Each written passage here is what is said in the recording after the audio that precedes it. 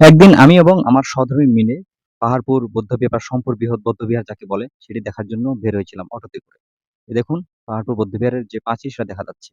আমরা অটোতে করে সেই পাঁচিলের চারিদিক দিয়ে যাচ্ছিলাম এবং বেশ উপভোগ করছিলাম এবং আমরা আনন্দ করছিলাম। দেখুন, আমার সহধর্মিণী আপনাদের হাই জেনেছি এবং সাথে ছিল আমার শালিকা এবং শালিকার সাথে ছিল আমার এক ভাতিজি। আমরা ৩-৪ জন সবাই মিলে আনন্দ করতেছিলাম এবং আমাদের যে অটোটি নিয়ে যাচ্ছিল সে লোকটিও আনন্দ করতেছিল। বাংলাদেশের যে প্রাচীন নিদর্শন বা ঐতিহাসিক নিদর্শন রয়েছে সেগুলো যদি আপনারা পরিদর্শন না করেন বা না দেখে থাকেন তাহলে অনেক কিছুই আপনারা মিস করবেন বা হারিয়ে ফেলবেন।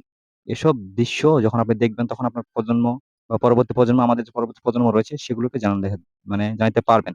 এটা হচ্ছে পাহাড়পুরের গেট। আমরা গেটে পৌঁছে গেলাম এবং গেটে পৌঁছে সেখানে ৳৩০ দিয়ে একটি টিকিট সংগ্রহ করেছিলাম। মানে প্রতি পিসে ৳৩০ করে দিতে হয়। তারপর সেখানে প্রবেশ করতে হয়। এটা হচ্ছে পাহাড়পুর বৌদ্ধবিহারের একটি মানে বাগান। যেখানে দেখেন সবুজ, সবুজ প্রকৃতি দিয়ে বিভিন্ন পশু-পাখির যে চিত্র রয়েছে সেটি তারা এখানে বানিয়ে রেখেছে।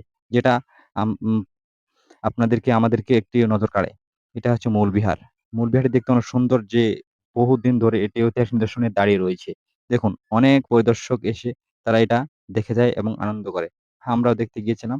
কারণ এগুলো না দেখলে বা না জানলে ইতিহাসকে জানা যায় না। তাই ইতিহাসকে জানার জন্য মাঝে, মাঝে আমি এখানে যাই। দেখুন এই বৌদ্ধবিহারের ভিক্ষু কক্ষ যেখানে কিছু তথ্য লেখা রয়েছে। বারবার মূল যে বিহার সেই বিহারটির চূড়া সবাইকে নজর আকর্ষণ করে। আমাদের নজর আকর্ষণ করেছিল। এইজন্যই ভিডিওটি করেছিলাম। পাশে রয়েছে রিসোর্ট।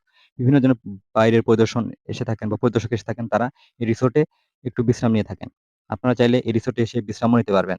তারপরে যে সবুজ যে পরিবেশ, সবুজের যে পরিবেশ আপনি যদি সবুজ প্রেমী হয়ে থাকেন, তাহলে সবুজ পরিবেশ আপনাকে অবশ্যই নয়ন আকৃষ্ট করবে। তারপর রয়েছে প্রাচীন মাটির শিল্প। এই মাটির শিল্পতে বিভিন্ন দেব-দেবতার যে ছবি তারা এখানে বানিয়ে রেখেছে। সেটি আমি ভিডিও করেছিলাম আপনার দেখার জন্য। তারপর আবার ফিরে যাই সে পাহাড়পুরের মূল বিহারের দিকে। কারণ বারবার মূল বিহার থেকে যাই। পার্শ্বনাত্ত্বিক প্রত্নতাত্ত্বিক জাদুঘর দেখার জন্য বা এই দৃশ্য দেখার জন্য আপনারা অবশ্যই পাহাড়পুর বৌদ্ধবিহারে চলে আসবেন।